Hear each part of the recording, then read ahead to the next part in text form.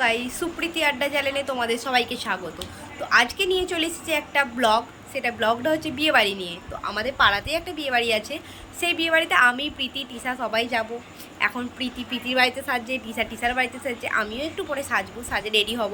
তো রেডি হওয়ার আগে ভাবলাম একটু ইন্ট্রোটা দিয়ে দিই। তো এই বিয়েবাড়ি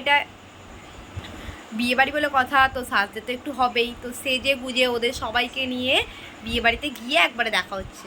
টাটা। আমি প্রীতিকে বললাম যে আমার একটু ভিডিও বানিয়ে দিই লাইটের কাছে। তারপর আমি আর প্রীতি বিয়েবাড়ির দিকে এগোলাম। টিসা এখনও এসে পৌঁছায়নি। তো প্রীতি কথা বলছে একজনের সাথে। আমি প্রীতিকে বললাম ঠিক আছে তুই কথা বল, আমি ততক্ষণ এগোই বলে আমি বিয়েবাড়ির দিকে এগিয়ে আসছি। তারপর আমি ভাবলাম বিয়েবাড়ি যখন এসছে আগে খাওয়াটাই শুরু করি। তাই স্টার্টারে ছিল চিকেন পকোড়া, ভেজ পকোড়া। তো আমি সেগুলোই খেয়ে টেস্ট করলাম, ভালোই ছিল বেশ খেতে। তারপর টিসাও কিছুক্ষণ পরে এসে হাতে পকোড়া নিয়ে নিয়েছে। তারপর আমরা ফুচকা খেলাম। ফুচকা আমি কত বড় হাঁ করেছি ফুচকা খাওয়ার জন্য।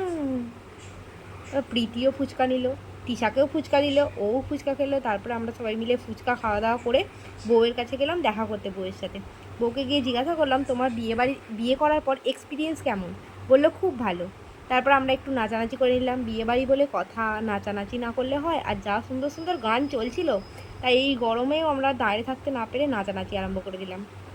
তো এইভাবে বিয়েবাড়িটা কাটলো আমাদের। তারপর আমরা খেতে বসেছিলাম। এত গরমে নাচার পর হাঁপিয়ে গিয়েছিলাম যে ভিডিও করতে ভুলেই গেছি খাবারে।